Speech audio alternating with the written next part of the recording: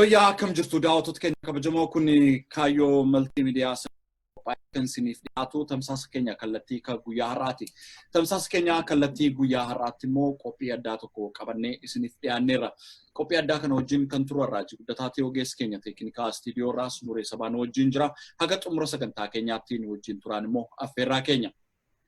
Egaa daawwattoota keenya kabajamoo qophiilee garaagaraa dhiyeessuudhaan haala siyaasaa biyyattii keessatti kanneen qaamni ilaallatu fi hayyoota keenyarraa hubannoo dabalataa akka argattan tattaafataa turuun keenya akkanuma yaadatamudha. Guyyaa har'aas qophii addaa qabannee dhiyaanneerra. Qophiin addaa keenya kan isheen xiyyeeffattu dhiyeenya kana dhaabbanni mirga dhala namoomaa Amnesty International kan jedhamu dhiittaa mirga dhala namaa fi ajjechaa suukkaneessaa biyyattii Itoophiyaa keessatti geggeeffamaa jiru ilaalchisee ibsa baaseera. Ibsa kana wal qabatee torban kana guutuu miidiyaalee fi qaamolee mootummaatiin kanneen deebii kennamaa turan baay'eedha. Isaan kun akkamitti ilaalaman? Mootummaan rakkoo mormitoota mirga dhala namaa kun kennaniif akeekan raawwachuu irra darbee uummata doorsisuu ibsa garaagaraa baasuu fi ajjechaa itti fufsiisee jiraachuudha. Keessaayyuu dhiyaa Oromiyaa keessa magaalaa Naqqamteetti waraanni humnaa ol itti guuramee uummanni mana keessaa bahan jiru. Oromiyaa bahaa keessattis namoonni ajjeefamanii argamaa jiru. Kibba Oromiyaa keessa akkasuma Walloo Kaaba Oromiyaa keessattis jimilaan namoonni hidhamaa jiru. Kun ittuma fufiisaan kan deemaa jirudha jechuudha. Dhimma kana ilaalchisee maaliif mootummaan isa kana filate? Gama biraatiin immoo uummanni Oromoo ammas du'aa jira. Ka du'aa jiru kana immoo falmataa du'aa qabaa jechuudhaan qeerroon bilisummaa Oromoo warraaqsa biyyoolessaa tokko labsee jira. Warraaqsa biyyoolessaa kana keessatti immoo adda addatti aarsaa kaffalaa turre. Wal wajjin aarsaa kaffallee sirna dhaabnee Oromoof Oromiyaa irratti iggita godhuu qabna. Oromoon miidhamaa, Oromiyaan dhiigaa jirti kan jedhu immoo waraanni bilisummaa Oromoos ibsa garaagaraa baasaa jiru. Inni kun kallattii kamiin deemaa? Warraaqsi nun barbaachisu. Naga dhaabbileen mormitootaa miidiyaaleen garaagaraatti cufamanitti immoo warraaqsatti seenuu hin qabnu fiishkaan hin afuufamne kan jedhan immoo rogeeyyiin garaagaraa yaada kennataa jiru. Inni kunoo maalirraa ka'eetii kan jedhu. Walumaa galatti Oromoo hidhamaa jiruuf Oromiyaa dhiigaa jirtuuf iyyannaan ta'uu qabu. Maalii kan jedhu irrattidha kan qophiin addaa keenya xiyyeeffatu. Egaa qophii addaa koo guyyaa har'aaf immoo keessummaa qabadhee dhiyaadheera. Keessummaa koo Dr. Caalaa Olaanaa Abdiisaati. Dr. Caalaan egaa yaada hayyummaa akka Oromoo tokkotti qophiilee garaagaraatti dhiyaatanii yaada kennataa jiru miidiyaa garaagaraa irratti. Siyaayinaanis siyaasaa biyyattii keessa kan nama hordofaa jiran keessaa isa tokkodha. Dr. Caalaa yeroo kee aarsaa gootee qophii keenya addaa guyyaa har'aatti dhiyaachuu keetiif maqaa daawwatu keenyaan guddoo galatoomii siin jedha. Baay'ee galatoomii Raajii kaayyoo shoonis atis galatoomii waan kanaaf naaf feerte. Ayyagaa galatoomii Dooktar Meegaa akkuma galma irratti tuttuqee siyaasaa biyyattii keessatti guyyaa guyyaan jijjiirama garaagaraatu dhalataa jira yeroo ammaa kana akka durii waggaa 2 waggaa 3 eeguun hin barbaachisu biyya sana keessatti jijjiirama tokko haalli siyaasichaa yeroo yeroottidha kan inni kallattii jijjiirataa jiru. Mee torban darbe kana keessa miidiyaa garaagaraattis dhiyaattee immoo ibsa kennitu argeera dhimmicha irratti dhaabbanni mirga dhala namoomaa falmu Amnesty International tokko riippoortii wayii baaseera waa'ee dhiittaa mirga dhala namaa biyyattii keessatti gaggeeffamu keessaayyuu mootummaa Dr. Abiyyiin. Egaa baay'een miidiyaaleen baay'ee xiyyeeffannoof uwwisa kennaniiru dhimma kanarratti. Kanarras darbee immoo dhiittaa mirga dhala namaa biyyattii sana keessatti gaggeeffamu yeroo garaagaraatti ibsa baasaniiru. Human Rights Watch'nis, ICJ'nis, CPJ'nis yeroo baay'eetti jechuudha. Amnesty Internationalis yeroo garaagaraa baasaa ture.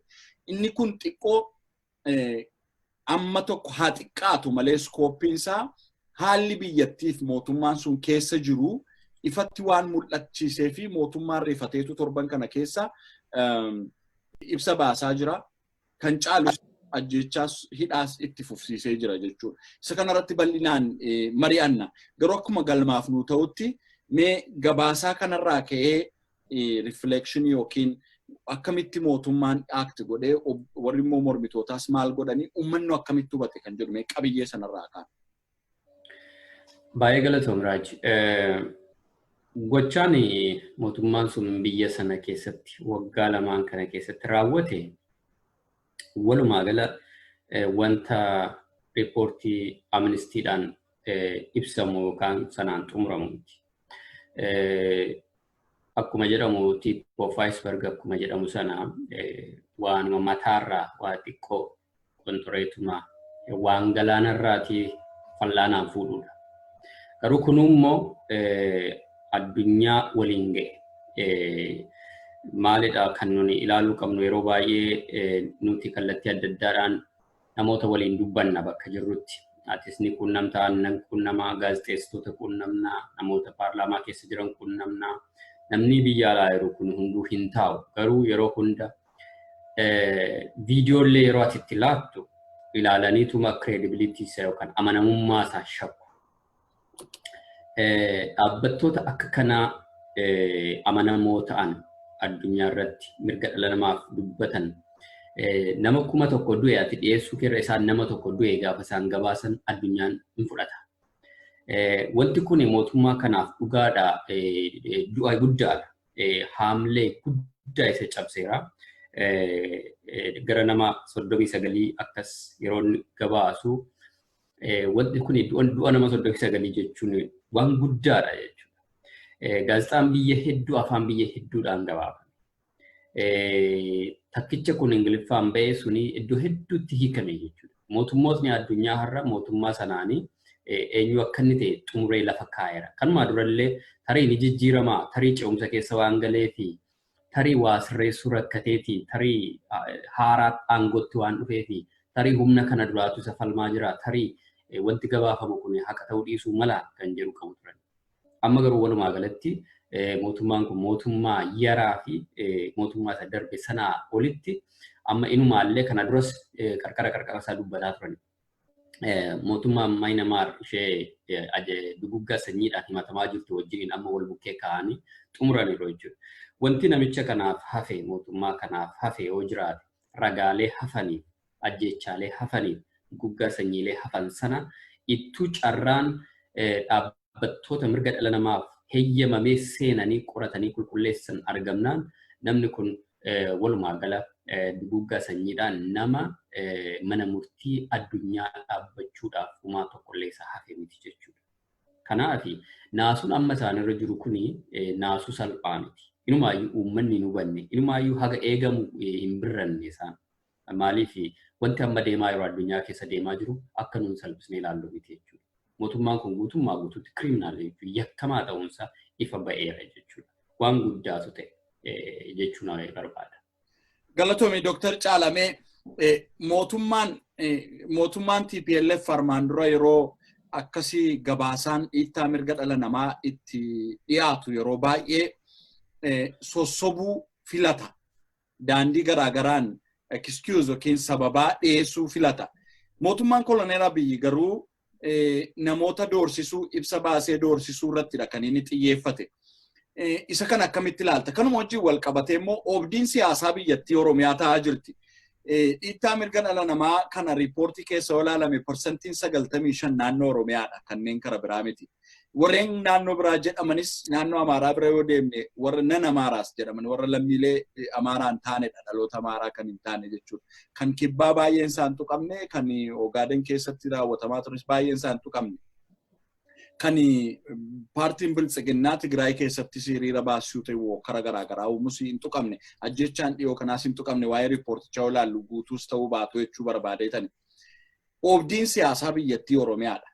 Mootummaan naannoo Oromiyaa isa kanaafi ofitti fudhatee irratti rakkoo kana hanqisuudhaaf furmaata siyaasaa fida jenneetu irraa eegnu maaliif doorsisuu kanatti seene? Doorsisuun kunoo garamitti nu geessa?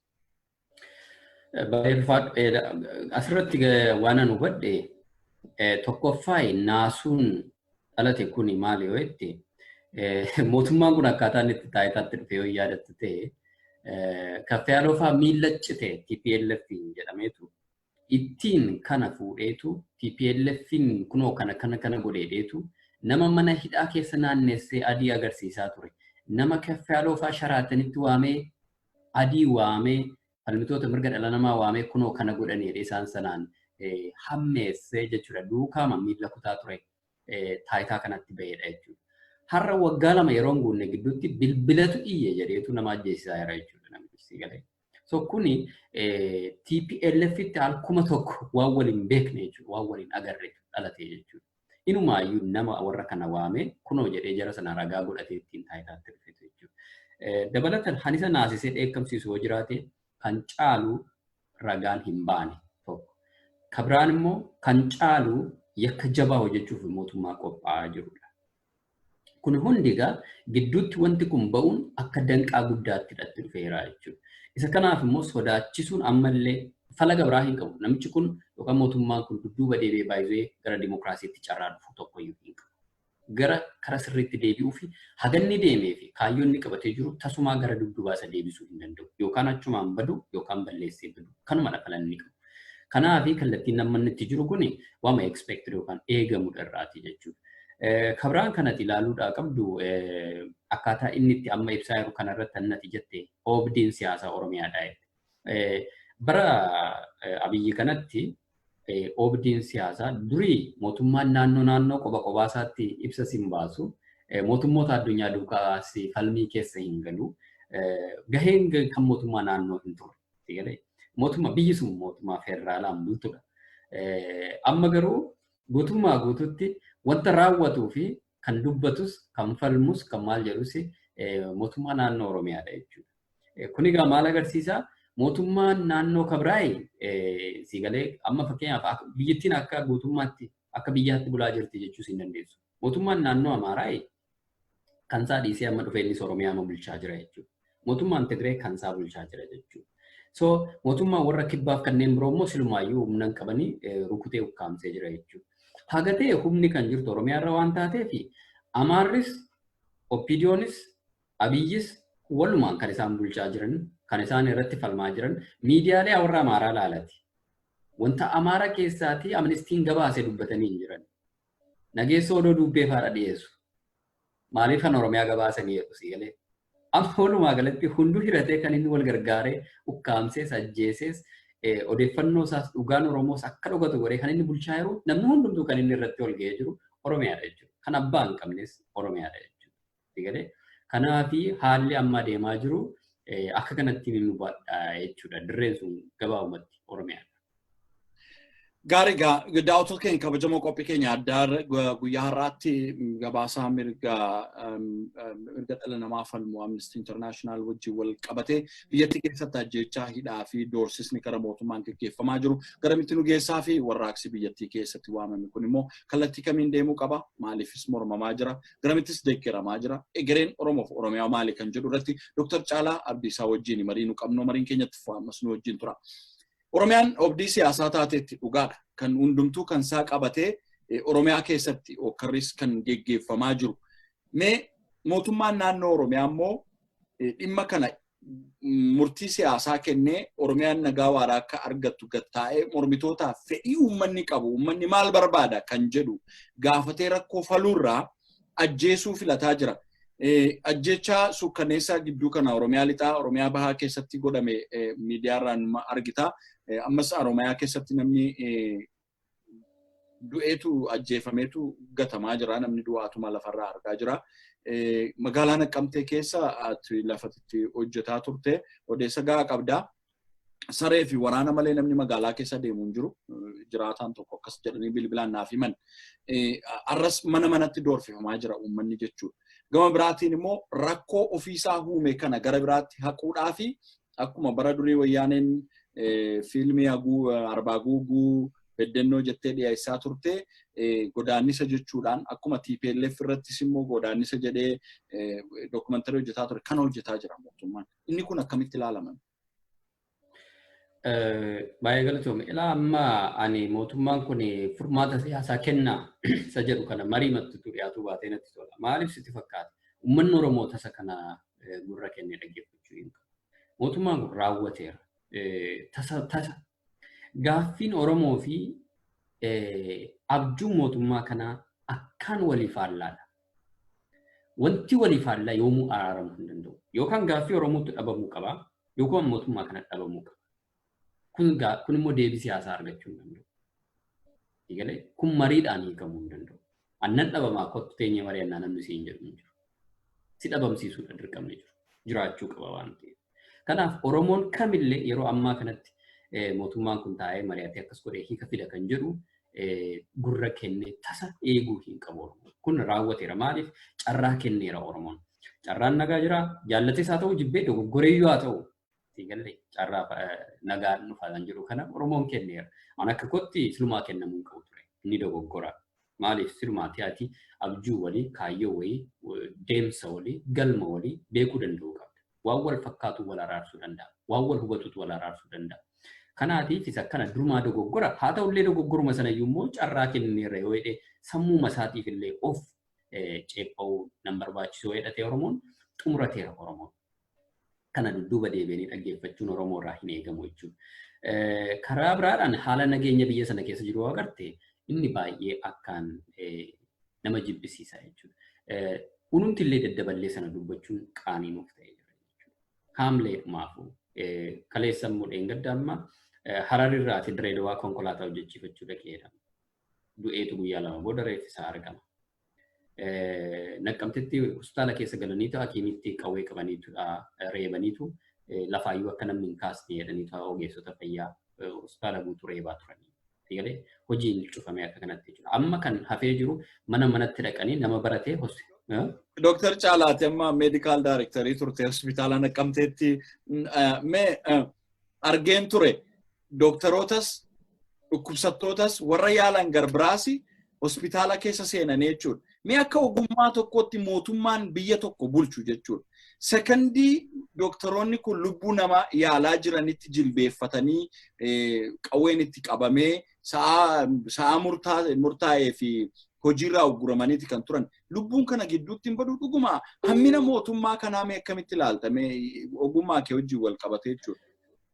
Ani waan tokko yeroo namni TPLF fi namicha kana compare godhu akkuma TPLF wajjiniin jedhaniitu hamii guddaa akka fakkeenya kanuma mataa koo kanuma hospitaala sanaan sii kenna bar tokko an hospitaala sana galgala hojiirratu hin jiru akkasumas immoo bakka bu'aa daayirektaraan ture yeroo sana namni ani beeku fira tokkotu namoota waraanaa wajjin warreebe magaalaa keessatti waraana wayyaanee kana wajjin warreebeetu fira namni kun anaaf ammallee akkasuma namatu poolisiitu sajjeese reebee mucaa eessuma koodha. So obboleessa isaa isa quxisuu biraa dhaanii kuffisaniitu jara kana nama baay'ee isaanii rukuteetu inni mucaa kana qabate konkolaataadhaan fiigee hospitaala fide. Waamamee beetan nama kana mucaa isa xiqqaa ciibsiniitu yaalaa jirru isaanis konkolaataadhaan yaa'anii dhufan. Waardiyyaatti meen balbala hospitaalaa cufan. Gaafa gadi ittiin ba'u yaaliirra jirra nama ollichisuu hin dandeenyu jedheen. Jarri kun hin deebi'an. Sigalee waraana bara TPLF jechuudha. Waraanni bara kanaa garuu galeetu emerjensii keessatti ogeessa reebeetu qawwee addarra kaa'eetu akka kanatti miidha jechuudha kan inni hojjetaa jiru.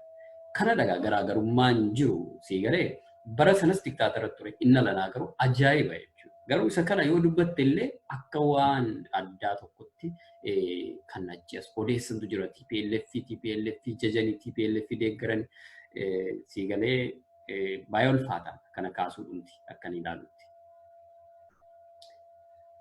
Magaalaa Naqqamtee keessa namni sol ba'ee gadi hin bu'u jedhamni inni kun immoo itti fufaa jira. Meegaa mootummaan waan kufaatii qarqara ga'ee fi maloota kana gochuu danda'a. Ibsoota sana akkamitti ilaaltame kominikeeshiniin mootummaa naannoo Oromiyaa dura ibsa kennee taansee nageenyaaf haqaa Obbo Jibriil Mahammad ibsa kennanii har'a immoo koomishinariin poolisii ibsa kennee ibsa isaa keessatti qaamota himachuutu jira.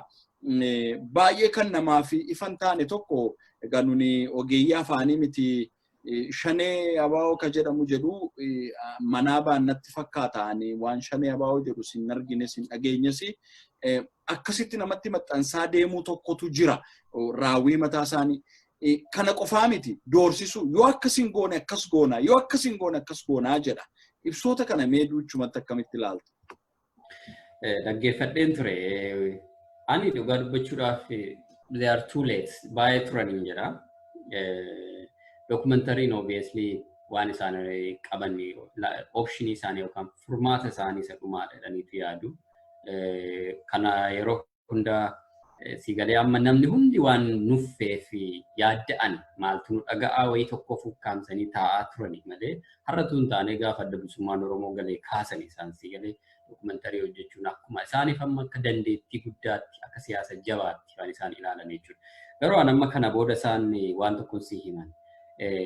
Dokumentari hojjechuu dhiisanii jechuudha. Har'a sarara kana maaliif hayyu duree haa ta'u, itti aanaa haa ta'u, abbaa barbaade warra magaalaa jirus haa ta'u qabanii maahiniin warra nagaadhaan qabsaa'us. Maan ajjeese galee warra bosona jirus maan ajjeese. Maa uummata Oromoo miiliyoonaan hin fixne.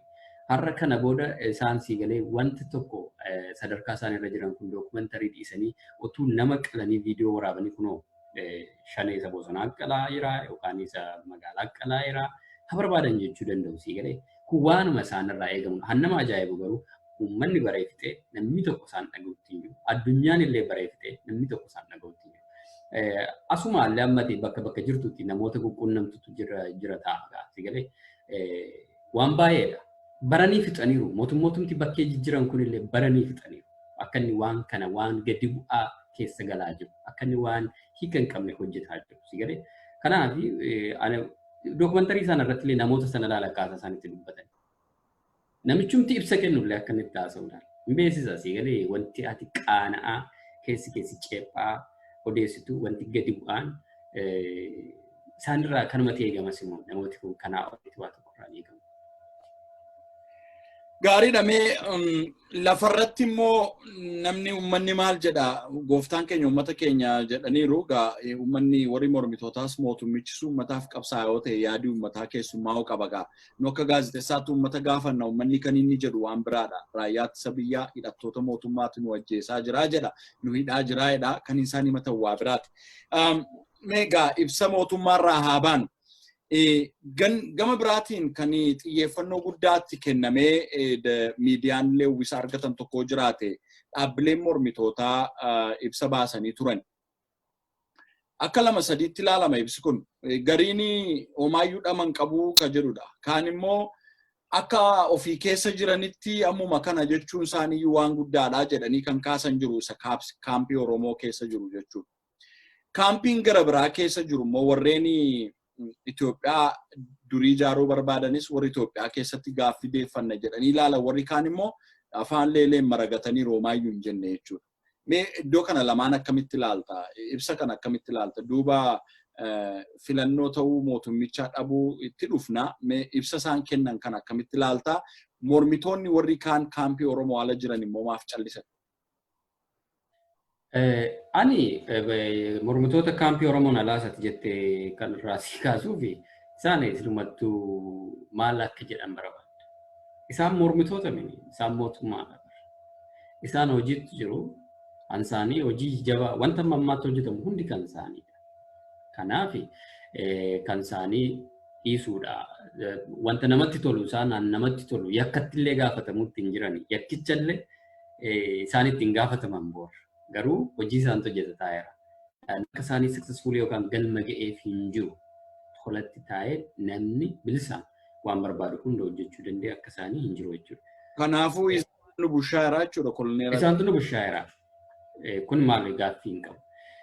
Garuu wannan si kaasu ibsi mormitooti keenya magaalaa Finfinnee jiran baasan yoo laalle an akka kotti gaariidha hin jira. Quubsaa ta'uu baatus gaariidha. Maaliif waa tokko ilaaluu danda'u qabna. Mormitootni keenya kun keessumaati KFO'n isaa ta'u adda bilisummaa Oromoon gatii gurguddaa baasanii. Hooggantootni kun keessumaa warroota akka Profeesar Marraa, warroota akka Baqqalee Garbaa ta'u hooggantootni adda bilisummaa Oromoo.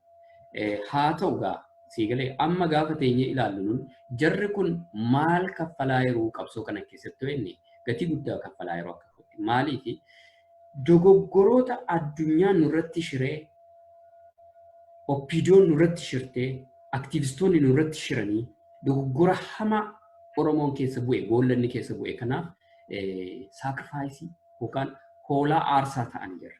Siigalee dogoggora sana. Isaan dogoggora hin qabanii? Isaan qabu kan jedhu yoo ani iddoo guddaatti hin ilaalu. Qabaachuu namni hin dhabu. Garuu amma fakkeenyaaf kan adda bilisummaa Oromoo qulqulleessee kanan si himuu danda'u. Guutummaa guutuutti dogoggoroota siigalee keessa galame sana uummatnis dogoggoreera. Dogoggorfameera siigalee qaamota adda addaadhaan. Kana sirreessuuf immoo aarsaa of gochuu danda'u qabda jechuudha. Karaa nagaa jarri kun hin fedhanii, karaa nagaa hin deemanii, biyya bilisoometti namni tokko iyyuu galee waa tokko socho'uu barbaadaa hin jiru. Kunoo kottaa innee kadhataa jirra. Qaama sadaffaa jedhanii nu rakkisaa yeroo jedhaniitu keessaaf alaan hololli akkana hin jedhamne oofamee jira. Uummatnis dhugaadha jedhee gadde jechuudha. Summaaf deemamaa ture. Akka adda bilisummaa galuuf utuu hin taane onnee uummataa keessaa adda bilisummaa Oromoo baasanii dhugumaan uummata Oromoof adda bilisummaa Oromoo hawwii gaarii hin qabu jedhee uummanni akka cufu gochuuf ture. Sana booda rukutuuf ture kallattii hundumaadhaan. Wanti itti deemaa jiru hamaa ture. Eertiraa keessa yeroo isaan turanittis shirri hin jiru jechuun ni dhiiga. So isa kanaaf jecha amma garuu maal yoo itti ilaalte tokko adda bilisummaa Oromoo ta'u kaafaawwan hagatee amma nu hubadhutti gatiin guddaan kaffalame sun maal fide jechuudha. Tokko adda bilisummaa Oromoo fudhatama guddaa akka Oromoo keessatti qabu agarsiiseera. Ifa addunyaatti jechuudha. Haaluu akka hin danda'amne ragaa guutuudhaan. Inni lammaffaan haga dhumaatti adda bilisummaa Oromoo karaa nagaa hojii guddaa akka inni hojjechuu danda'u, dippiloomaasii hedduu akka inni hojjechuu danda'u, furmaata guddaa akka inni qabu, siyaasa bilchaataa akka inni gaggeessuu danda'u hunda addunyaatti proof godheera jechuudha. Agarsiisee fixeera jechuudha. Haa ta'u malee uummanni Oromoo garuu ammayyuu taanaan iddoo guddaa adda bilisummaa Oromoofis akka inni qabu, hubannaa guddaas akka inni argatee jiru. Ammallee uummanni Oromoo guutummaa guututti adda bilisummaa Oromoo haalan namarra jiru kun balaa qabaa, eeyyee qaba. Furmaata fiduu danda'a, fiduu dhiisuu mala. Garuu bu'aa guddaa immoo dhaleera jechuudha. Addunyaa bukkeetti, uummata Oromoo bukkeettis karaa sobaa namni adeemu, diinni Oromoo eenyu akka ta'e, dhaqee nagaasa isaan jedhan kanas harka qullaa taa'ee waa tokko tun hojjetiin ofiisii keessa taa'uusaa qofa. Sigalee addunyaaf ifa godhee, uummata Oromoof ifa godhee, sigalee guyyaa adii ofii isaanii maraatanii kunoo deemanii nama bakka bakkeetti ajjeesaa akka saree eenyummaa isaanii akkasiin taa'ee akka iskiriinii kanaa addunyaatti agarsiisa jechuudha. Kuni siyaasa keessatti iddoo guddaadha qaba. Waraana miiliyoona tokko caalaa dippiloomaasii fi akkaataa ati itti diina kee guutummaa guutuutti eenyummaa isaa addunyaatti uummatatti saaxiltu iddoo guddaa qaba jechuudha. Har'a leejitimeesii tokko akka isheen hin qabnee fi diinaan gadi hattuu ta'uu Oppiidiyoos ta'e mootummaa Abiy jedhamtu guutummaa guutuutti proof godheera. Ragaa qulqulluu jechuudha. Kana booda hooggansa adda bilisummaa Oromoo bakka sanaa utuu ajjeefame illee, utuu hidhame illee uummata Oromootti ergaa bara baraa dabarseera jechuudha. Kuni gahee guddaadha jedheen amanaa jechuu barbaade. Yoo uummanni Oromoo expectationii kanaa olii qabaata yoo mormitoonni kaampii keenya amma ibsa baasuu waala walxaxaa isaan keessa jiranii Oromoon hin beeka. Mucaan haadhatti ciniinsuu himuudha haalli keessa jiramu. Garuu kana caalaa kan nutti dhufu hin jiru jedha Oromoon. Dhaabilee siyaasaas hooggantoonni isaanii ni dhamu. Waajjirri isaanii cufama. Miseensonni isaanii ni dhamu. Inni kaan immoo tikfama. Baay'eetu magaalaa mana hidhaa xinnoof mana hidhaa bal'aa keessa jiraachuudha malee ofii isaaniis immoo manuma hidhaa keessa jiru jechuun hin danda'amu. Kana caalaa maalti dhufaayyuuti ibsumti sunuu humna dhabdee jedhanii horii kaasan jiru. Dhugaadhaan ibsa sana ilaalaan ture. Ibsi tokko tokko sadarkaa hooggansa sanaatti waan an hubadhu qabaachuu baadhullee kanaan duras ibsi tokko kan ba'e irratti qeeqni ka'ee ture sanarratti sirreeffama hedduu kennaniiru ibsaniiru waggaa tokko kan jedhu sana even mootummaa kanaaf waggaan tokko maa kennama huisii dheewdanni maal gatii ta'eef waggaamti tokko iyyuu isa jedhu ka'ee ture. Garuu gawaa tokko kanatti ilaaluu qabdutu jira. Adda bilisummaa Oromoo irraa waan eegnu qabna, kaafaa warraas waan eegnu qabna, waan ofii keenya hojjennu immoo qabna. Dhuguma laafaadha ibsi kun kanarratti waliin gala. Garuu kanaa olitti maal jechuu danda'u? Akkam gochuu malu? Sigalee amma ati waa ta'e yaadadha. Yaasiin Arafaatiin yaadadhan yeroo hedduu.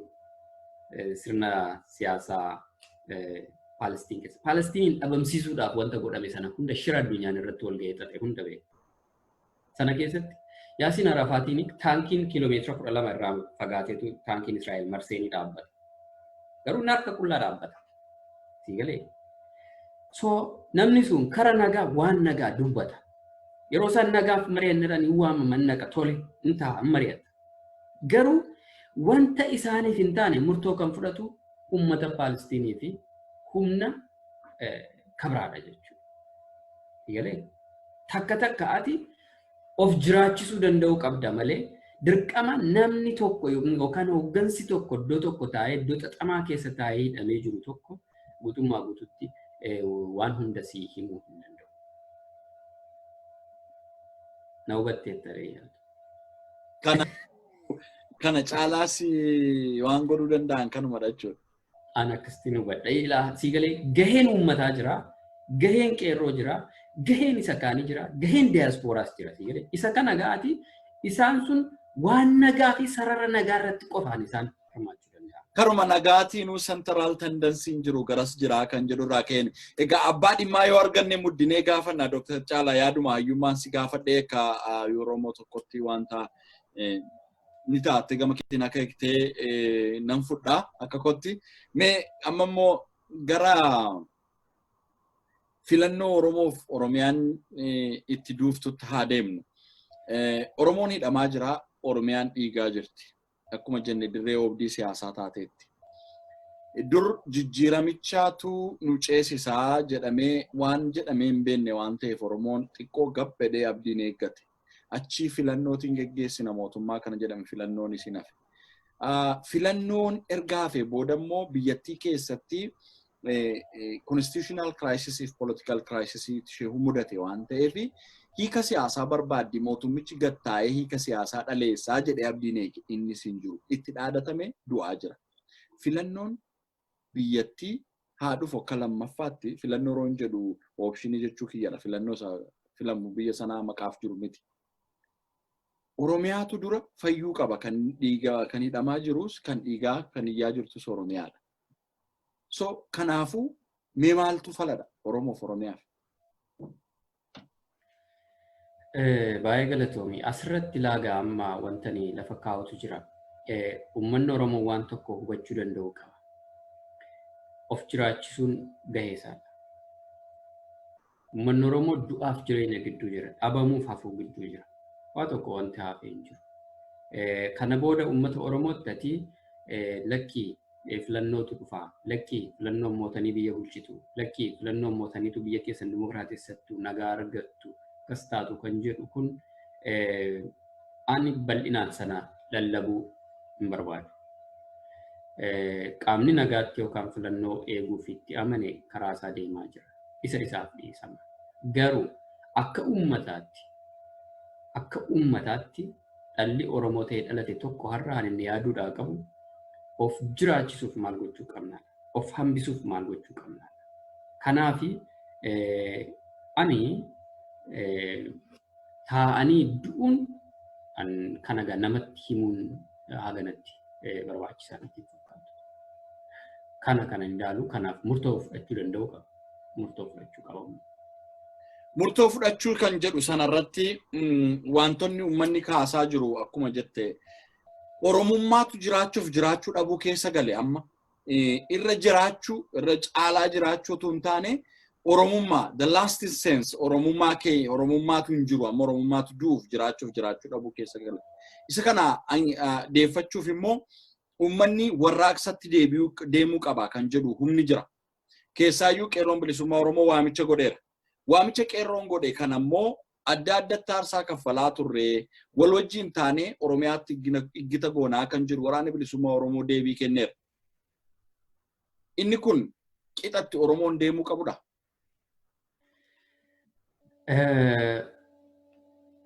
An akkasittiin hin ilaala waan kana nuni wantoota waggaa darban muraasa darban kana keessa gatii hedduu baasne irraa barnoota barannee qabna. Ammoo barachuu qofatu hin taane immoo bara dogoggora uumne kana keessatti diinota nurratti wal horantu jiru. Diinota nurratti humna godhatantu jiru. Amma mootummaa qofa falmina miti. Waa hedduu falmina jechuudha. Kanaaf amma kana booda akkuma nun yeroo laanneefiif akkuma nun ji'a ja'a daballeefiif akkuma nun waggaa tokko daballeefiif kan keenya immoo boolli keenya asii gadi meetiriin isaa fagaata jechuudha. Kanaafi taayimiidha yerootu murteessa jechuudha. Yeroodhaan yoo boollarraa maqxe hafu yeroodhaan yoo maquudhaa baatte immoo lixuudha. Kana lamaan keessa waan jirruuf dubbiin falmuu kun dubbiin diduu kun baay'ee akkaan barbaachisaadha. Kana gochuuf garuu waan salphaatti immoo ta'uu hin qabu. Humna guddaa si barbaada. Ijaaramuu jabaa si gaafata. Akka duraa lakkii jettee qofa deebitee yookaan harkuma qullaallee baanee akkas harka keenya agarsiisnee qofa waan salphaatti dhiibnu ta'uu dhiisuu mala. Ijaaramuu fi humna jabaa godhachuu nu gaafata. Kan dinnaan si galee sadarkaa isaa jijjiiraa deemuu danda'u qabda. Tooftaati. Nagaadhaan ba'uutu jira, falmuutu jira, diduutu jira. Kun egaa haala waan ta'een, haala tokko ta'een, lagatu hin jedhin, amantiitu hin jedhin, hiriira hin taane, hiriira kaayyoo hin qabne, asii fachi nama dhuunfaa jala hiriiru, asii achi wanta ta'eef miidiyaa jala hiriiru, asii achi barreeffama nama tokko jala fiiguu utuu hin taane kaayyoodhaan dhaabbate akka Oromootti akka namaatti jiraachuu barbaada taanaan mataan laga tokko keessaa, miilli laga tokko keessaa, si galee sakaan uffata isaa waraabessi nyaate funaanuu kana keessaa akka namaatti kana dhaabbatee nama yaaduu danda'udha taanaan akka sabaatti. Kun qaanii dhaqunuuf jaarraa kana keessatti jedha taanaan. Kan addunyaatti himuun nama qaanessa isin nama jechisiisa jedha taanaan. Inni guddaan inni jalqabaan manii kaawwachuu nama gaafata. Eessaan kaasaa eessan ga'a. Sababa maaliifin ka'a? Maaliifan himadha? Maalan iyyadha? Maalan dubbadha? Si galee akka kanaan dura isa hidhame naa hiiki jedhama miti. Maa inni gaaffiin akkasii? Namni kan hidhamu kaayyoof hidhamamni gaaffii qabaaf hidhamamni. Kan hidhame naa hiikeetti galtatu hin taane kan hidhame sana sababa inni itti hidhamee fi gaaffii isaa deebisee. Gaafa gaaffiin isaa deebi'u nuun hiikamaa si galee. Gaaffiin isaa sirna isa hin hiisisne hundeessuu ture silma isaa. Sirni kun hin jiru taanaan hin hidhama. Atuu inni gaafattu iyyuu itti ruftee hidhamta. Dheengadda nuuf hiikaa jettee hiiksiste har'a maaltu si hafeere sirna gatiin gaafa neefati ati nama hidhame naa hiikaa jetta taanaan ammas namicha si hiiku deebisanii siin immoo si hiiku. Wal jala si dabarsu jechuudha. Gaaffii akka kanaa mini qulqullaa'uu qaba sirma bilchina qabaachuu qaba. Cal jedhanii iyyaniif mini beekna jedhanii wacaniif miti. Bilchinaan gaafachuu. Raaksa darbe geggeeffame keessatti isa kana mis waan goonee fi bu'aa malee hafne jettee yaadda? Iddoo hedduutti waa baay'ee misgoone. Maaliif sitti fakkaate kana ifaa ifatti wacaa dubbataa barreessaa haga humna keenya turre jechuudha.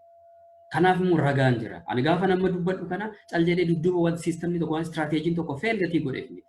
2016 dha kaasne biyya kana eddan bahee ji'a lama natti hin fudhe. Sirrii mini deemsi kun jedhe. Maaliif sitti fakkaate wanti gaafatamu beekamuu qaba. Akkaataan itti deemamu beekamuu qaba.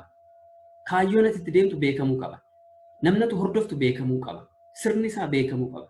Kun hundi hin turre si galee. Kan ammoo gaafa jettu ati inumaayyoo ani kan na dhibutu hidhamtoota keenya nuu hiikaa kan jedhu ture sloogaaniin jiru. No. Maayinni baqqalaan kan inni hidhame lafti keenya lafee keenya jedheetu hidhame.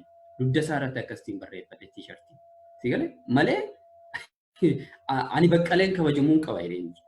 Ati garuu baqqalee nuu hiikaa jettee gaafa baqqaleen hiikamuu. Maal gaaffiin akka kana? Maa inni baqqaleen Oromiyaadha? Baqqaleen Oromiyaa hidhame ofiisaattu. Si galee? Profeesar Mararaan Oromiyaa hidhame. Profeesar Mararaan nuu hiikaa miti dubbiin.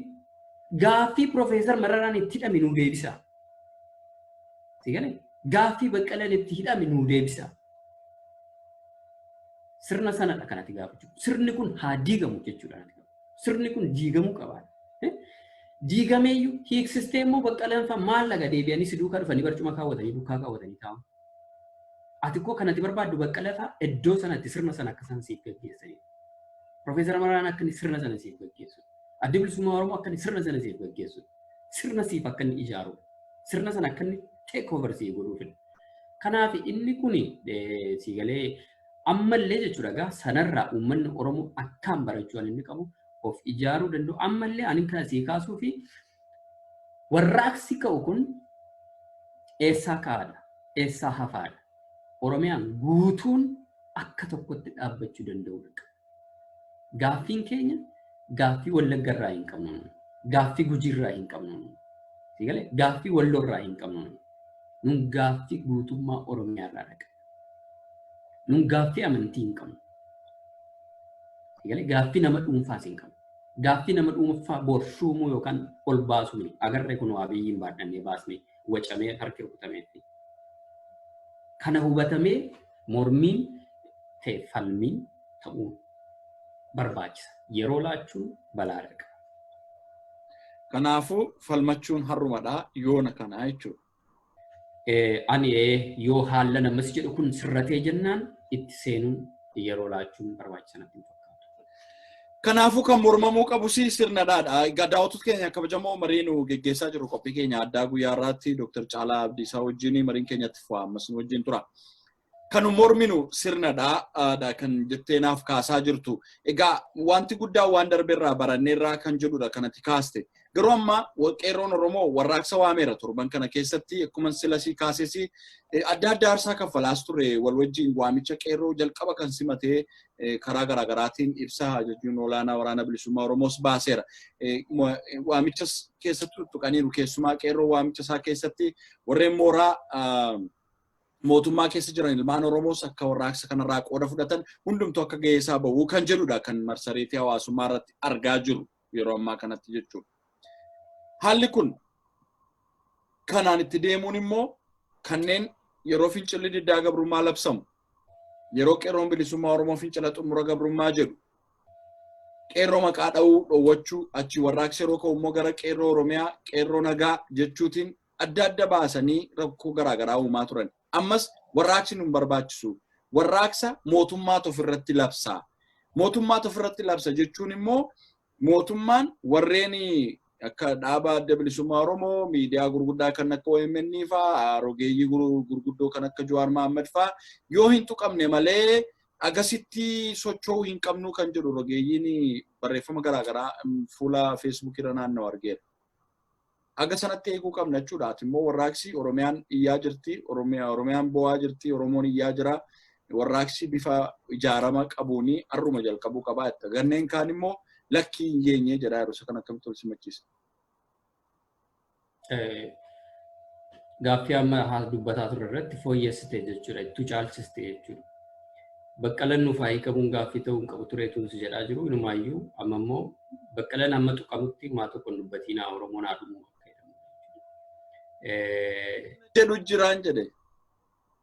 An jedhutu jira jettee. Yaa egaa nama waa'ee warra akkas jedhu kana sana jechuun natti ulfaata. Isa kana Oromoof dhiisna. Siigalee akka kanatti kun daldala natti fakkaata. Daldala siyaasaa. Daldala kaleessa keessaa turame keessaa bahuu dadhabudha. Inni kun sababa inni irraa madde maaliif sitti fakkaate Oromoota akka malee wal kabaje jechuudha. Badiidhaan wal gaafachuu wallaale Oromoota. Siigalee ilmaan isaa dhiiga meeqaaf meeqa dhangalaaseetu namoonni dhuunfaan akka barbaadan ta'aniitu barreeffama tokkoon ittiin taphatu jechuudha. Inni kun egaa siigalee iddoo meeqa dhukkubaa akka jiru beekuu danda'u qabu. Kabaja isaaniitu eeganii gaarii natti fakkaata. Nama meeqatu har'a ulfa meeqatu waa meeqa keessa jira. Isan as taa'ee har'a namni tokko abaluu yoo tuqame malee jedhu miti jechuudha. Siigalee waajjirri abaa'oo har'a durii kaasee caccabaa ture. Nama waajjira abaa'oo eeguu ni kaayyoon keenya jechuudha. Waajjira abaa'oo fi meeshaa waajjira abaa'oo keessa jiru eeguu miti. Waajjirri abaa'oo kan inni hundaa'e mirga ilmaan Oromoo eeguufidha malee. Mirga ilmaan Oromoo fi ilmaan Oromoo adda lafarraa dhumanii booda waajjira abaa'oo ibsu jechuudha. Inni kun siigalee confusion beeka afaan faajjii uumuu jechuudha. Ergama diinaadha kun siigalee. Ergama kana jechuun mootummaan kun hin tuqina inni amma inni waajjira abaa'oo hin tunne taa jiraatu mootummaan kun han barbaade haa godhuuti umurii isaa kanaan itti haafuuf jechuudha. In the other way maal jechuudha kun rogeeyyii akkamiidha kun afaan mootummaadha jechuudha karaa biraa. Siigalee kuni dippiloomaasii mootummaatu hojjetamaa jira jechuudha. Siigalee warra akka kanaa warra fandidiidha mootummaadhaan warra fandiin kennameefidha jechuudha. So isa kana wal dura dhaabbachuu jabaa walitti namatti fiduu danda'a wanti kun. Jarri kun immoo warra nama akkas jedhu kuni warra akka kana jedhan kun egaa warraaqsatti waamtu kanarratti illee warraaqsa fashalaa'u si dursanii yookaan si gidduutti uumuudhaaf warra qophaa'udha. Kanas beekuu danda'u qabda. Kanaafan si jedha haalli itti warraaqni kun gaggeeffamu waa hedduudha of keessaa qaba. Diinni karaa hedduudhaan inni socho'u jechuudha. Tokko si duukaadhuma kan mootummaa mormuun fakkaateetu ba'a jechuudha. Tokko immoo mootummaa mataa isaadhaa achumaas fuuldura si morma jechuudha. Tokko immoo warra diina keenya mootummaa harkaan qabatee nu ajjeesaa jiru warra diina keenya beekamoodha jechuudha. Isa kanaaf diina hedduu of keessaa akka qabnu beekuu danda'u qabna. Keessumaa warra si duukaa mootummaa morman kanadha balaa guddaa. Kanaan duras kan nu nyaate warra akkasiidha. Siigalee warra akka kanaa walitti himuun baay'ee barbaachisaadha. Kana egaa Oromoon walitti himuu danda'uudha qaba. Tokkummaa jedhamee akkaataa atiitti isatti obsitu kana wallaalaa si godhanii sodaataas si godhanii kumaa uummatni Oromoos waa tokko kan hin beekne godhanii akkanatti yaaduu danda'u hin qaban. Siigalee kanaaf kabaja isaanii eeguu danda'uudha qaba. Warra akka kanatti odeessan jechuudha. Sakana tun taane namnu akkaataa warraaqsi kun deemu maal warraaqsi kun akkamitti deemuu qaba akkamitti ijaaramuu qaba eessaa keessa ga'uu qaba eenyutti gaafatamummaa fudhachuu qaba keessumaa daayaspooraa warri jirru kun kana beekuu qaba uummanni Oromoo kanaan duras dogoggorri guddaan tokko beekaanis daayaspooraa hoogganaanis daayaspooraa waa hunda kan murteessu daayaspooraa maal jechuudha daayaspooraa jechuun maal la daayaspooraa maal la beekumsi daayaspooraa maal barate maal beeka sammuun meeqa jiinas kan jedhame sigalee biyya sanaatu ardii sana sochoosuu kan danda'u Oromiyaa walakkaadha jira. Carraa gatii dhorkameeti gatii miidiyaa irra keenya akkasiin carraa irra bahee taa'ee odeessuu dadhabeeti kun sirrachuu danda'u qaba. Ilaalcha kana dogoggora guddaatu uummata keenya keessa jira jechuudha. Kanaan duras kana balaa kana qaba. Ofiisaaf hoogganuu danda'u qaba. Sigalee sammuu maaster maayindii meeqatu biyya sana keessa jira. Kan ammoo ijaan beekna. Kan meeqa nutti naanna'antu jiru. Maal inni beekumsa addaa isaan qaban warri kaanis taane. Kanaaf isa kana hubachuu barbaachisaa natti fakkaata.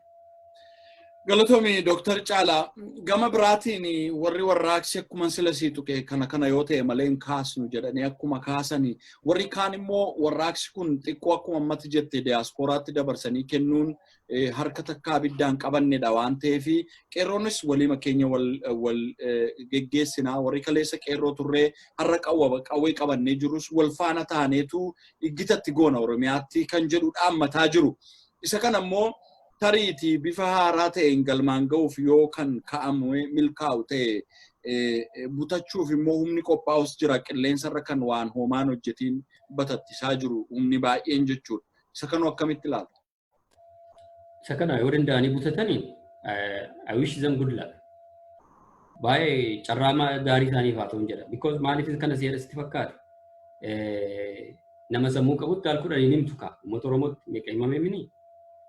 Qeerroo Oromootti himamemni kanaafi namatti takkaa himta takkaa oolati nama fayyaa nama nagaatti himtu haa butatan. Mee himuu kanarratti Dr. Caalaa gabaabseetuma waa dubbadha. Oromoon kan himuu dhibee miti waggaa 2 guutuus yeroo rakkoon kun dhalatu himamaa ture. Yoo garri tokko haqa dubbatu tokkummaa Oromoo diigduu jedhama. Yeroo rogeessa tokko yookiin miidiyaa tokko yookiin dhaaba siyaasaa keessaa qondaala tokko yeroo ni dogoggoru yoo xiqqeeqte waloo keenya dhiisaa wal dandeenya Oromarratti jedha. Garuu immoo Orma caalaa kan rakkoo geessisu immoo isuma hankeenyaa waliin deemnu kanadha. Himuu dhibee miti kan dhaga'u gurrisaa jechaaf yaada garii kan quraanaaf kan macaafa qulqulluu godhe kan warra garii immoo kan seexanaa godha. Akkamiin wal hubatama reeku? Isa kana dhugaa keedha namni wadda waan ati jettu kana sirriidha. Argaa jirra nu hundi keenya yerooti waa tokko jettu waan darbe dhiisaa waan kaleessaan kaasinaa waan akkasiin godhinaa han jedhantu jiru sigalee. Waan kaleessaarraa namni hin baranne inni nama sammuu qabu miti. Nama nagaa miti sigalee. Waan kaleessaa baay'ee barbaachisaa. Waan ammati jette kanarratti egaa lakkii akkasidhaan kuni isa tokko balaaleffataa iddoo tokko jajaa kuni divide and rule dha bakka walumaa gala Oromoon akka tokko hin taanetti caccabsuu tokkotu jira hiruutu jira humna dargaggoo hiruutu jira humna uummataa hiruutu jira garuu waa tokkoon si himan eenyuyyuu jechuudha ati dhugaaf dhaabbata taanaan si hiruu hin danda'u dhugaan tabba kamuu ceetee wal waamti sigalee dhugaan kaleessa gar tokkoon Oromiyaa uwwedee gaafa iyyuu jarittiin kun maaloodha damee qubatti qabamee asii achi hundi kun Facebook irratti afaan banaa ture har'a iddoo hundaati mul'ata. Sigalee ammas lakkii jedhamee akkuma barame kanattiin sammuudhuma duude tokkoon fiigda taanaan gabrummaa egaa maal goota nama gabrummaa filatu jira taanaan isa kanaafis carraa gaarii sigalee. Gaarimee gaamma warraaqsi kutatee kee biyyi keessaa gaa Oromoon nan falmadhaa taa'es du'aan jira jedheetu dhiibee ba'aa jira. Amerikaa keessatti gurraachi lubbuun nama tokko baduun namichi sun sababaa warra kaaniif ta'e Tuuniziyaa keessattis nama tokkotu rakkoo akkanaa kaase. Arab Spring yoo laalle jechuudha warraaqsa garaagaraa keessatti sababaa ta'anii jechuudha. Oromoon amma manattis du'aan jiraati gad ba'ee falmadheen du'aa jedheetu murteeffatee jira Oromoon biyyaa yeroo ammaa kana keessa jechuudha. Adeemsa warraaqsaa keessatti immoo miidiyaaleen rogeeyyiin hayyoonni yaadisaa kennanii murteessaadha. Dhaabbileen mormitootaa adeemsa qabsoo tokko akeeka siyaasaa isaanii qabataniitti deemu ifadha inni. Garuu rogeeyyiin miidiyaaleen yaadota jiran kana gara poozitiivii yookiin gara gaarummaatti gara kaanittis jijjiiruudha keessatti shoora olaanaa qabu. Rogeeyyummaa kana ka biyyoota gara biraa yoo ilaalle yaada madaalawaa safsisaan aarsaa xiqqeessanii injifannoo kan agarsiisan irratti qooda fudhatu. Rogeeyyiin gara kaampii Oromoo dhufne yoo ilaalle immoo ajandaa wal fakkaataa qabu malee diina wal fakkaataa qabu malee ajandaa wal fakkaataa hin qaban. Abiyyiin balaaleffachuu irratti namni wal fakkaata. Abiyyiin booda isa dhufu irratti garuu ajandaa wal fakkaataa hin qabu. Akkamiin abiyyiin kuffisnaa irrattis wal fakkaataa hin qabu. Rogeeyyiin keenya kan darberraas waan barataa jiran natti hin fakkaatu. Ammas daandiitiin dhiibamaa jira. Fincaan keenya diina keenya haruu dandeenya yoo jenne fincaan sun boolla tokkotti yoo fincaane malee dololloo ta'uu hin danda'u. Isa kana dhugoomsuu irratti Oromoof Oromiyaa irratti tokkoomanii socho'uu rakkoon kun yoo hin hanqanne yoo nafne warraaqsa keessatti milkaa'uu hin danda'ama.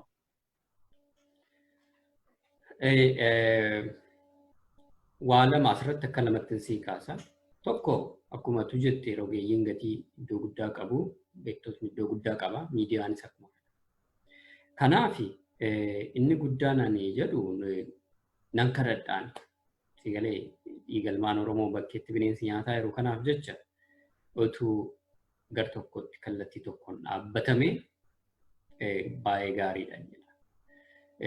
Sun yoo ta'uu baatee osa jedhu kanaaf sun yoo ta'uu baates uummanni tokko bakka yaade inuma ga'a. Inni guddaan asirratti maalidhaa murteessaan sabadha. Sabni dhugaa hubatee, sabni haqa hubatee, sabni kaayyoo isaa beekee deeme yoo ati har'a kaatee dhuma diigalee Dr. Caalaa ni Fatiriyaadhaa kottu akkas goonaa gatii tetteeffan si jalan fiiga taanaan gatii hin qabu. Kaayyoo koo dhaabbadhee jennaan garuu diigalee uummanni sun ofirratti murteesse, qeerroon ofirratti murteesse, falmii barbaachisaa godhee jennaan wanti galman ga'amneef hin jiru. Diigalee akkaataa itti ati humni xiqqoo dhumtiyyuu humnumti xiqqoo dhumti jechuudha. Uummatni humna ta'ee baanaan uummatni kallattii hedduu irra sirrii ta'e irra deemnaan warri sirkaa faca'u booda karaatti deebi'a. Inuma dhufee gala jechuudha. Garuu kan kana gochuu danda'u uummata. Uummatni olii gadi faca'aa taanaan carraa kanatti itti fayyadamu jechuudha. Gama lamatti ilaalaa jira. Uummati fakkeenyaaf biyyoota warraaqsi uummataa bu'aa agarsiise giddugaleessa bahaa keessa yoo laalle rogeeyyiin giddugaleessa bahaa qoodama hojii qabaatu. Inni akka dandeettii isaatti jechuudha. Inni siyaasaa xiinxalaa, inni dinagdee burqisiisuu irratti hojjetu dinagdee burqisiisaa, inni humna waraanaa, amala waraanaa qabummoo, ogummaa waraanaa qabummoo riipha loltoota warraaqsa uummataa gargaaran deeggaraa. Hundumtuu gahee isaa ba'a. Keenya kun garuu namootuma muraasatu waan hundumaa xiinxalas, waan hundumaas murteessa, waan hundumaas godhaa jechuudha. Inni kun garaagarummaa hin qabaatu gama rogeeyyiitiin. Uummata yeroo jennu immoo uummata keenya akkan argetti yoo laalte akkuma sila ka tokkoo ka quraanaaf ka macaafa qulqulluu godhee ka kaanii ka seexanaa godha jedhu uummanni keenya otummaa waan barbaade dhagee godhu humna godhata ta'ee innuu irra goree warra tokkummaa cabsu siin jedha malee maal jedhan Dr. Caalaa fi Raajiin marii isaanii keessatti jedhee ilaalu. Akkasumatti duuchumatti dunuunfatee yoo ati yaadota namootaa kaastee siinsi abaara jechuudha. Amaloonni akkasii kun garamitti nu geessuu danda'u hanqachuu hin qabani. Alaama dubbiin amma jette kanarratti uummata kana kara laman ilaala. Warra feesbuukii kanarraa taa'ee nama hiraa ooluuf arrabsaa oolu kuni amma sii galee uummatni bal'aan inni mana isaa jiru kun inni qotee bulaan kun inni parsantii 80 ol ta'u kuni haquma qulqulluu qabateetu deema. Qabsoo dhugaadha beeka. Sii galee dhugaas ni dhagaa. onnee dhugaa dhaga'uuf sammuu dhugaa fudhatu qaba. Garuu warrootni amma Facebook irra maalirra qacaramanii kan oolan jiru. Bajeta guddaatu ba'ee jira. Bakka bakkaa taa'aniitu WhatsAppiin gruuppii ijaarrataniitu, Viberiin gruuppii ijaarrataniitu, Messengeriin gruuppii ijaarrataniitu taa'aniituma garee tokko rukutaa oolu. Kun ajajaan socho'u. Just meeseejii tokkotti ergu jechuudha. Kana godhaa oolaa jedhu. Kanaaf inni kun cyber warriidha kun qindaa'eetudha. Kun gaafa faajjii guddaa uumeera. Balaa guddaas uumeera. Kufaatii guddaas fideera. Kisaaraa guddaas fideera. Tokkummaa Oromoolle haga caccabsuutti geesseera. Har'as kun jira booris immoo balaa guddaa fuuldura keenya baadhatee dhaabbata jechuudha. Isa kana akkamitti sirreessinaa isa jedhu dhugaa dubbachuuf furmaata isaa kana hidhee amma lafisii kaa'uu hin danda'u. Sigalee kana akkamitti akka sirratu because maaliif parsantiin 80 ol qotee bulaan keenya mana jira, uummanni keenya mana jira. Inni dhugaama dhaggeeffata, dhugaa eega. Garuu kan moor odeeffannoo waliin ga'ee sochoosu kun immoo inni Facebook irra jiru kun aktiiviin kun immoo bitameera garri caalaan isaa jechuudha. Kanaaf isa kana akkamittiin keessaa qulqulleessina seenu isa kana qulqulleessuudhaaf waanati gochuu qabdu warroota kana hooggananidha. Kanatu ofirraatii gatuu danda'u jechuudha. Yoo isaan kana yookaan sirreessuuf yookaan sirrachuu baataniin of keessaa baasu eenyummaa isaanii saaxilte waan isaan hojjetan kana badaa akka ta'e itti himamuu baannaan hin dhaabbatu. Kanaaf anammallee hanan jedhu akkaataatti rogeeyyii wal hiranii qabsoo kana keessatti ittiin isaan godhuu qaban kun sirrachuu qaba eeyyee qaba. Garuu takka kan nun eegummoo qabnu akkuma biyyaatti akkuma hubannaa uummataatti akkuma sadarkaa barnoota uummataatti wanti hundi qixa tokkoon hin deemu sigalee sadarkaatti uummanni keenya irra jiru literacy rating keenya hagam baranne hagam hubanne hagamtu intarneetii fayyadama hagamtu odeeffannoo guyyaan argatutti jira isa jedhu kanas gaafa ilaallu nu rakkisa sigalee. Kanaaf wanti ta'uu qabu uummatatti waa tokko qofa himuu qabnan kallattii kaayyoo isaadhaa fi onnee isaadhaatiin immoo qaama hordofuu qabu innuu keessa isaatti ni beeka. Isa kana hubate akka inni duukaa adeemu. Odeeffannoo immoo biyya alaa kanaati ammallee taanaan afarfaajji miidiyaan 10 baname tokko kabraa haasa'u kana guutummaa guutuutti warraaqsa biyyaa ta'u tokkoo fi qeerroon biyya jiru karaa kana odeeffannoon mataa keenyaa gadhiifanna jedhee himachuu danda'u qaba. Karaa odeeffannoon amanamaan ittiin qeerroon kallattii tokkoon adeemu tokko kaawwatamuu fi danda'u qaba jechuudha. Kanaaf eenyuyyuu bahee ani karaa barbaade yoon bahee odeessaa oolee abbina dhaga'u waa dhaga'u hammi dhiisee adeemu garuu kana jechuun qeerrootu jedhee jechuun caalaan dhimma mataasaa dubbachuu danda'a. Haa ta'u Dr. Caalamee egaa marii keenya guyyaa har'aaf qabnu hin goolabannaa tamma egaa Oromiyaan warraaqsaa fi hidhataa jirti foolaa jirti kan foolataa jiru kun immoo akka hin gatatnee fi ta'iiwwan warraaqsa keessatti qooda qaban maal godhuu qaba jettaa dhaamsa xumuraa kan qophii keenya keessatti mari'achuun malle kan hanqate yoo jiraatesitti dabaltee akka yaada goolabaa nuuf kennituun carraasii kenna. Ani egaa akkan ilaalutti warraaqsi tokko waal ta'uu qaba tokko kana lammaffaan warraaqsa kana keessatti humna bitintirsuu fi itti fakkeessamee dhiyaachuu malu baay'een jiraachuu mala qulqullaa'uu qaba. Of eeggannaa gochuu barbaada. Sadaffaa uummatni Oromoo kallattii hundaan kaayyoo itti warraaqsa jalqabuu fi yeroo akkam akka xumuru beekuu danda'uudha qaba jechuudha. Kana keessatti gaheen namoota biyya alaa jiraniif miidiyaalee biyya alaa jiranii gargaaruun ala hoogganuu tasumaa akka ta'u hin qabne kana ammaa jala muranii beekuu danda'uudha qabu jechuudha. Kana ni dhaama galatu. Ayyeegaa hundumtuu dhaamsa kee gaafata.